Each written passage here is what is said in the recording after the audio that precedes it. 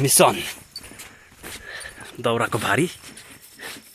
मेरो भाइले बोक्दैछ सिट आइपुगे भन्दा कस्तो सुन्छु यार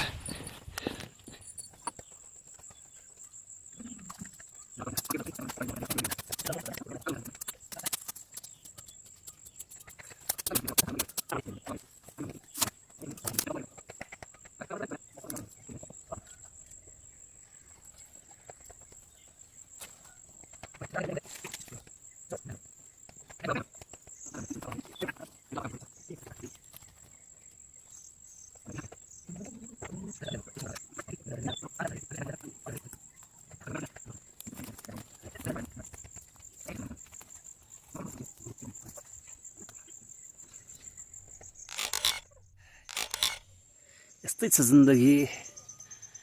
ए मच्छड कत्रो मच्छड हो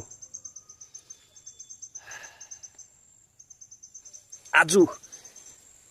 के ल्यायो भन्दाखेरि चाहिँ नि हामीले त्यहाँ चाहिँ डिलक्स सोफा अनि अलिकति दौरा सौरा अनि मेन पानी बोक्ने फुल्छ मेन चाहिँ पानी हुँदैन जहाँ गए पनि सोर्स चाहियो पानीको एउटा सोर्स छैन भने त पानीको त रड्डी हुन्छ नि फेरि पानी छैन भने के गर्नु जिन्दगीमा डिलक्स सोफामा भाइ बसिरहेको छ अनि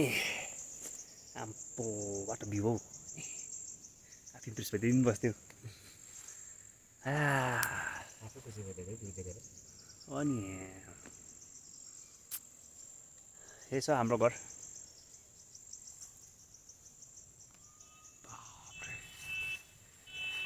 मजा आउँछ कोही कोही बेला यसरी रमझम गर्नु के गर्नु त जिन्दगीमा अब केही छैन